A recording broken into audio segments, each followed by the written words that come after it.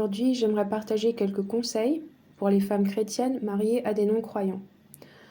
Pour ce message, je vais m'appuyer sur le livre de Martha Peace qui s'intitule « La femme excellente ». Malheureusement, ce livre n'est pas traduit en français, mais si vous pouvez lire en anglais, c'est un livre que je recommande vivement et qui m'a personnellement beaucoup apporté dans mon mariage.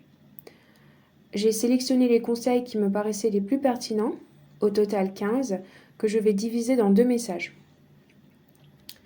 Premièrement, priez pour vos maris inconvertis.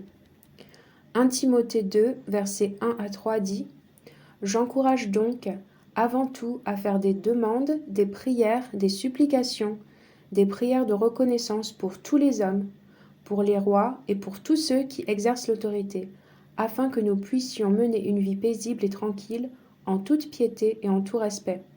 Voilà ce qui est bon et agréable devant Dieu, notre Sauveur. » Deuxièmement, soyez prête à partager l'Évangile avec lui ou bien à répondre à ses questions sur le Seigneur. 1 Pierre 3, versets 13 à 17 dit « Qui vous fera du mal si vous avez pour modèle ce qui est bien ? D'ailleurs, même si vous deviez souffrir pour la justice, vous seriez heureux. N'ayez d'eux aucune crainte et ne soyez pas troublés, mais respectez dans votre cœur la sainteté de Dieu le Seigneur. Soyez toujours prêts à défendre l'espérance qui est en vous, devant tous ceux qui vous en demandent raison. Mais faites-le avec douceur et respect, en gardant une bonne conscience, afin que là même où ils vous calomnient, comme si vous faisiez le mal, ceux qui critiquent votre bonne conduite en Christ soient couverts de honte. En effet, il vaut mieux souffrir si telle est la volonté de Dieu, en faisant le bien qu'en faisant le mal. Troisièmement, ayez beaucoup de compassion pour lui. Il ne connaît pas le Seigneur, et s'il meurt dans ses péchés, il passera l'éternité en enfer. Comme dit l'apôtre Paul dans 2 Corinthiens 5, 14, que ce soit l'amour de Christ qui nous presse. Quatrièmement, mettez en pratique les principes bibliques d'une femme vertueuse. Aimez votre mari, soyez bibliquement soumis à lui et montrez-lui du respect. Dans Tite 2, versets 3 à 5, les femmes âgées sont exhortées à apprendre aux jeunes femmes à aimer leur mari et leurs enfants, à se montrer réfléchies et pures, à s'occuper de leur foyer, à être pleines de bonté et se soumettre à leur mari, afin que la parole de Dieu ne soit pas calomniée.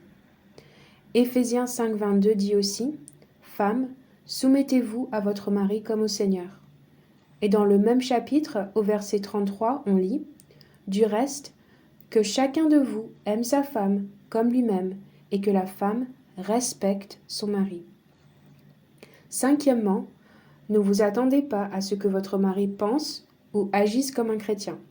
Il n'en a pas la capacité. Selon 1 Corinthiens 2,14, l'homme naturel n'accepte pas ce qui vient de l'Esprit de Dieu, car c'est une folie pour lui. Il est même incapable de le comprendre parce que c'est spirituellement qu'on en juge. Sixièmement, au lieu de penser à lui, comme par exemple l'homme qui a ruiné ma vie ou l'ennemi public numéro 1, pensez à lui en termes attachants. Le père de mes enfants, mon mari, l'homme qui pourvoit à mes besoins et à ceux de mes enfants, l'homme qui est resté avec moi quand je ne méritais pas qu'il le fasse. 1 Corinthiens 13, 7 dit que l'amour pardonne tout, il croit tout, il espère tout, il supporte tout. Septièmement, évangélisez-le avec votre manière de vivre, pure et respectueuse. 1 Pierre 3, versets 1 et 2 dit « Vous de même, femmes, soumettez-vous à votre mari. Ainsi, ceux qui refusent de croire à la parole pourront être gagnés sans parole par la conduite de leur femme, en observant votre manière de vivre, pure et respectueuse. » Que le Seigneur nous aide à rester fidèles à sa parole malgré les difficultés. À bientôt.